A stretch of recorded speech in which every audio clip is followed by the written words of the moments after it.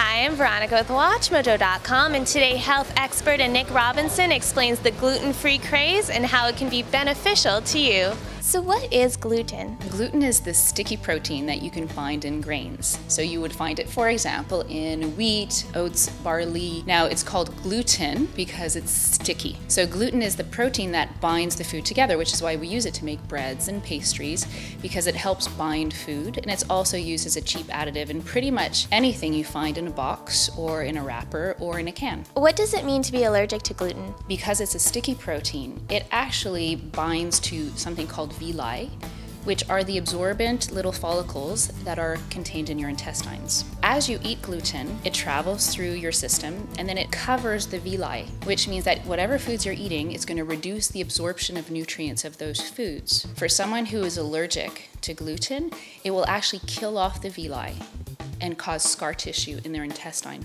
causing massive health problems. Those are people who have celiac disease and other immune system diseases who react to gluten. But for random people who have no allergy and who don't have intolerance, they're gonna feel the lack of nutrients also when they're eating gluten. Now, how come we're seeing such a trend in going gluten-free? The research in the past 10 years has been really dramatic. We used to think that people who couldn't have gluten were only people with celiac disease, and the testing for celiac disease was very inconsistent. It was very hard to obtain. We're just experiencing a lot more research that's becoming available. And the other thing too is, as we understand what gluten does to everybody, we're realizing that we need to take cancer patients off of gluten, children with autism, people with psychiatric illnesses, people with insomnia, because it increases the amount of nutrients that you absorb, which means it increases your ability to fight disease and to be healthy. So the athletic community, I think, is one of the first communities to go, hey, wait a minute, I want to sign up for the best, most optimal health possible, so I'm going to cut gluten out of my diet. Does that mean that everyone can benefit from a gluten-free diet?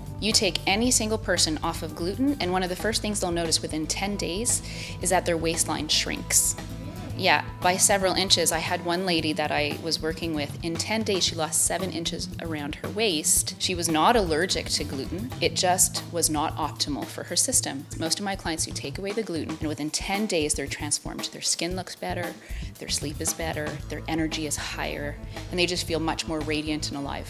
If you decide to go gluten-free, does this mean you won't be able to eat anything? Let's explain maybe a bit more why we eat grains. So grains is actually quite new in the human nutrition system. If you look at a field of wheat, you wouldn't be inspired to go eat that. You'd have to mill it, transform it. You need tools and mechanisms. But grasses is natural for humans to eat. Grasses, for example, like rice, you just soak it and you can eat it. So grasses that don't contain gluten have been in our diet for thousands and thousands of years. So there's actually a wide variety of foods that you can have without gluten that just feels much better and more natural to your system. Like rices, like potatoes, amaranth and chia and teff, a lot of ancient grasses that we're rediscovering today and bringing back into our diet. Now, I read that people that cut out fortified breads and cereals actually lack folate in their diet. Is this true? It would be true if all you ate was bread and pasta. Folic acid is found in spinach and lettuces, and anything crunchy and green that you would find in a supermarket has folate in it. So all you need, if you make sure that you eat vegetables every single day, you have all the folate that you need. If we want to go gluten-free, what do we have to look for on the ingredient list? Obviously wheat, oats, rye, barley, any of the grains that you can easily identify.